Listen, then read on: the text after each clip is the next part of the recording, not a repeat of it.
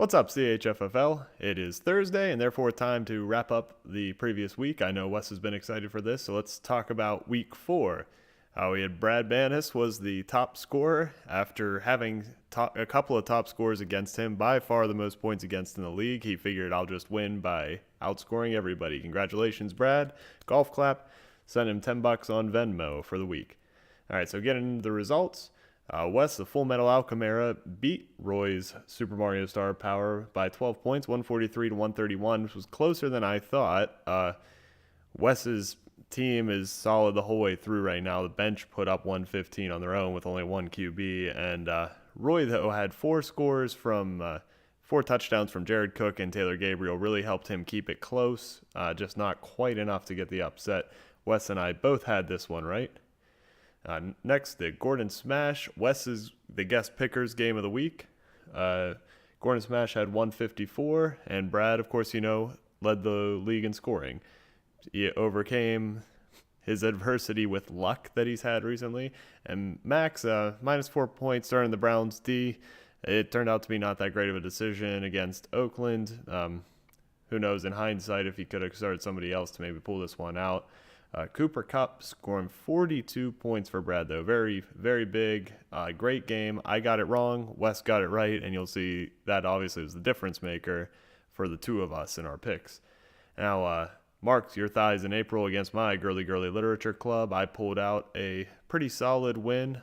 I'd like to thank Mark for starting Baker Mayfield over Jared Goff, and oh, darn, he had another quarterback who outscored Mayfield by almost enough points to beat me, so thank you, Mark. Great job. I have to figure out my wide receiver situation. I picked up a couple guys off of waivers that hopefully can help me in the future, but it's supposed to be Eng and West, but we both got that one right, too.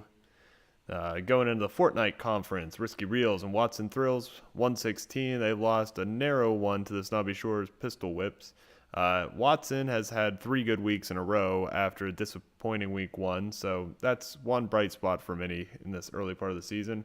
Parker's still figuring things out, but he was able to get the W, and that's really all that matters. All these trades, we'll see how his team goes as we head forward in the season. Wes and I both got this one right.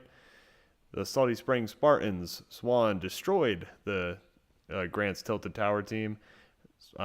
Swan got only 8 points from Russell Wilson. That's pretty impressive when your quarterback scores that badly to put up 150. He's very deep at wide receiver. I think Swan has 4 guys that you'd consider wide receiver 2 or higher headed forward. And for Grant, Matt Ryan is trying to just do everything. Grant traded away Antonio Brown. Emmanuel Sanders is really the only chip on his team that's worth much at all at this point. Wes and I both had that one right. Finally, my game of the week, Stan's Keanu Chug Jugs finally lost a game to their primary competition in the Fortnite Conference, Marty, the Dusty Dark Vikings, 140-116. Stan, is he slipping? I don't really think so. Chubb is trending up. Dalvin Cook's been kind of nursing an injury, so I think Stan is still fine, but Marty really going all in by adding Brown to his team, I think that separates him, and I don't know if it makes him quite on Stan's level, but definitely above the other 5 guys in that conference. Wes and I both had it right. So I went 5-1. That's my best week to date, and I'm up to 15-9 on the season. Wes, though, 6-0. If I ever have another guest picker, the whole thing where you can try to beat the previous guest picker, ruined because Wes already nailed it perfectly. He's the best guest picker I've ever had, and we will remain that way. Congratulations, Wes. All right, so bye week watch. Bears and the Buccaneers on a bye this week. Max without Jordan Howard. Roy, after Taylor Gabriel had that big week, he'll go without him. Wes without Mike Evans. I'm also without my arguably second best player, the Chicago Bears defense. Thursday watch tonight, we have the Patriots and the Colts. Should be a good one. I'm keeping my eye on who Andrew Luck throws to with T.Y. Hilton out.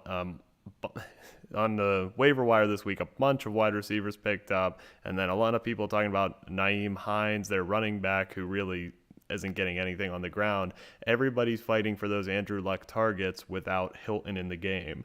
Then for the Patriots, Marty, of course, Gronk, Brady. I just saw Gronk is active for tonight. We're going to see a little more from Josh Gordon than we did last week. And for me, Sony Michel, will he keep rolling? I sure hope so, counting on him as my RB2 going forward. So that's it.